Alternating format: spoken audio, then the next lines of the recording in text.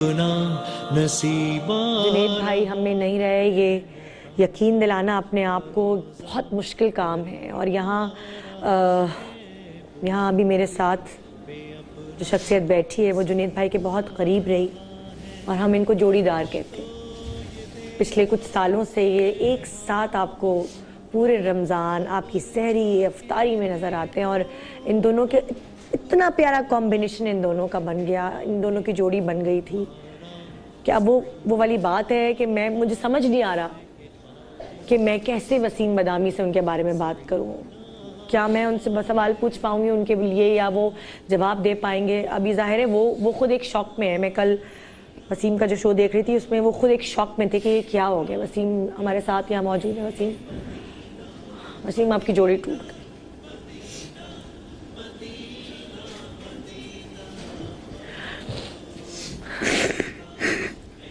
मैं तो ये कह रहा था कि इनके आने से पहले ना थोड़ा सब्र से बैठे रहो।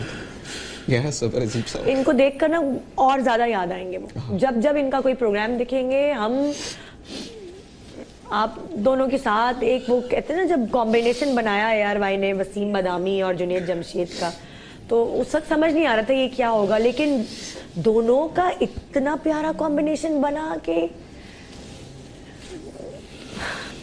और अब ये जब जोड़ी टूटी है तो वो भी यकीन नहीं आ रहा। AR भाई का नाम लेने से जुनैद भाई कहीं नहीं कतराते थे। मैं उनके किसी दूसरे चैनल पे उन्हें देख रही थी, वहां बैठ के भी उन्होंने बोला कि AR भाई मेरी फैमिली, इस तरह से।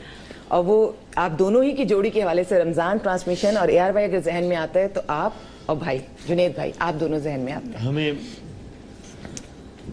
हमें इतना अच्छा लगता था। मुझे कल वाकई ऐसा लगा जैसे नहीं इंसान बिल्कुल तन्हा हो जाता है। मैं बड़ा फ़ख्र से बताते थे हम दोनों एक दूसरे के किस्से कि जब कोई मुझसे बात करता था तो हम आपस में कहते थे यार फ़लाँ साहब ने कल बुलाया था जी, फ़लाँ मिनिस्टर के पास कल बैठे हुए थे, तो 10 मिनट उसने मेरी बात की तो 40 मिनट मुझसे आपकी बातें करता रहा।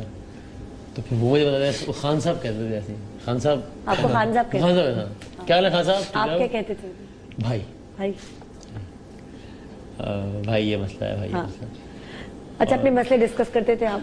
आखिरी जो मेरी बात हुई जो कि घंटा सवा घंटा, हाँ। वो एक खालिसतन एक मेरा बहुत ही प्राइवेट एक मामला था जिसके लिए मैंने उनको फ़ोन किया था। उसका कोई शान रमज़ान से, उसका कोई टेलीविजन से, कोई किसी से कोई ताल्लुक़ नहीं था। वसीम, अक्सर ऐसा होता है जब दो होस्ट एक साथ, मतलब दो लोग एक साथ मिलकर एक शो को कर रहे होते हैं ना, कभी कभार सुनने में भी आता है यार उनकी लड़ाई हो गई, उनकी अंदर जेलसी हो गई, वो बोलने नहीं देता दूसरे को। आप दोनों के बारे में मैंने बहुत खोज लगाने की कोशिश की। मुझे होता है ना बंदा गॉसिप करे, वो कहीं से कोई ऐसी चीज़ सुनने को नहीं मिली कि वसीम की कोई झड़प हुई हो, किसी बात पे आपस में कोई नाराज़गी हुई। क्या खास बात थी उनकी पर्सनालिटी में? मैं खुद ये बात कहता था उनसे और हम आपस में बार बार डिस्कस करते थे और मैं इसका क्रेडिट उन्हें देता था। वो बड़ेपन का मुजाहरा करते हुए मुझे क्रेडिट दे देते थे, वरना क्रेडिट उन्हीं का था। कि वाकई हम इस फील्ड में रहते हैं, हम जानते हैं 5 साल जब आप 30 दिन 10 घंटे रोजाना लाइव हों, और मैं बात उनकी जिंदगी में भी कहता था। 5 साल हुए हैं आपकी जोड़ी? उसमें 5 मिनट नहीं 5 सेकंड ऐसे नहीं आए। और ये कोई इसमें मतलब कोई, यानी ये बातें जो जानने वाले जानते हैं कि मैं उनकी जिंदगी में कहता हूँ, यानी कि अब मैं सारी बातें कह रहा हूँ टेलीविजन पे, शायद अब कह रहा हूँ इस अंदाज से।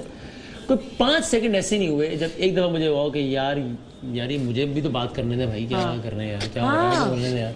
या उन्होंने मुझसे कहा, चूंकि वो उन्होंने इतना बड़ा दिल रखा था, वो चीज़ों को इतना आसान बना देते थे। यानी कल रात को मुझे सोने से खौफ आ रहा था। मुझे लगा था मैं सोने की आँख बंद करूँगा तो उनका चेहरा सामने आ जाएगा। मैं सोया नहीं कल रात को। फिर फजर पढ़ने के बाद थोड़ी देर बस 1-1.5 घंटा सो गया। तो मैं बैठा हुआ उनके वॉइस नोट सुन रहा था कल रात को बैठा हुआ। तो वो सारी बातें जो टीवी पे कहते थे, वॉइस नोट, अब वॉइस नोट तो कोई नहीं सुन रहा था, वो तो मेरी और उनकी बातें अल्लाह जानता है।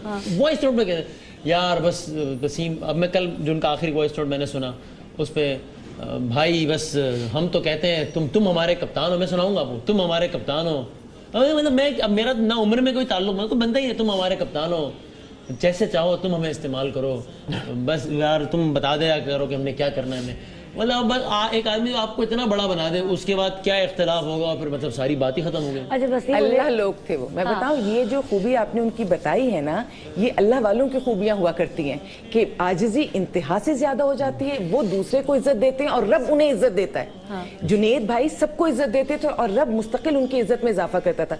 बिल्कुल आप सही कह रहे हैं, मैंने आपको बहुत बोलते देखा है रमजान ट्रांसमिशन में, लेकिन जुनेद भाई का जो ऑरा था, उस ऑरे में प्रेजेंस 100% नंबर उनके हो जाया करते थे, लेकिन वो इस चीज को कभी इस्तेमाल नहीं करते थे और किसी पर नाफिज नहीं करते थे। अच्छा